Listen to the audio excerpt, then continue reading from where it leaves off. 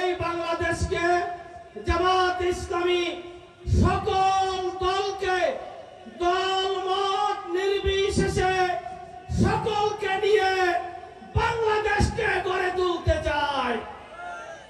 আমরা লক্ষ্য করেছি এই দেশের যত ইসলামী দল রয়েছে তারা জামাত ইসলামীর নেতৃত্বে ঐক্যবদ্ধ হয়েছে এবং অন্যান্য রাজনৈতিক দলগুলোকে আমরা বলবো, আসুন এই বাংলাদেশ আমাদের সকলের।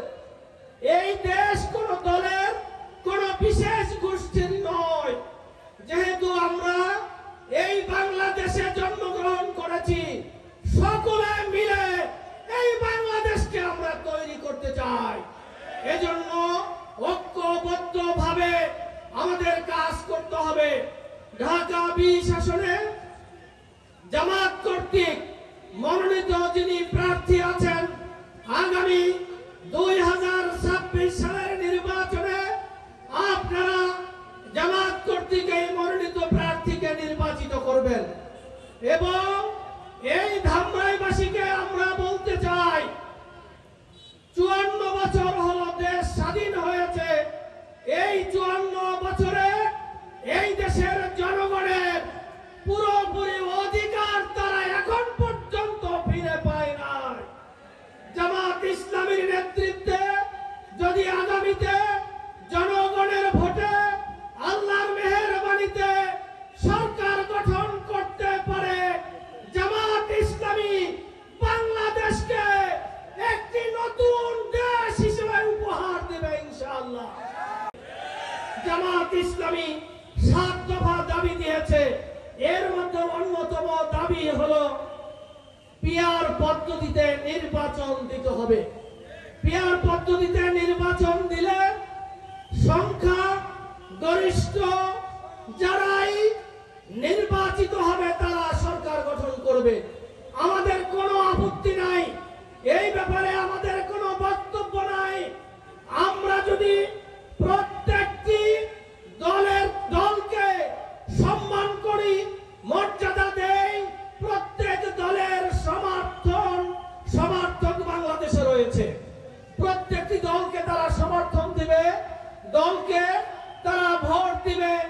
এই সংখ্যা অনুযায়ী যারা যে কয়টি সিট পাবে তারা সংসদে তাদের প্রতিনিধিত্ব করবে। এটাই তো নিয়ম হওয়া উচিত, এটাই তো ইনসাফ হওয়া উচিত।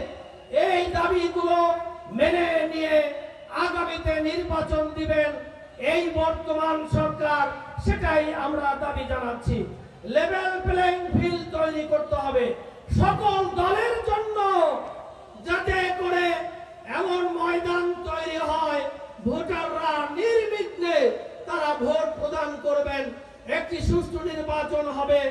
এই লেভেল প্লেইং ফিল্ড তৈরির জন্য সরকারের কাছে আমরা আবেদন করছি।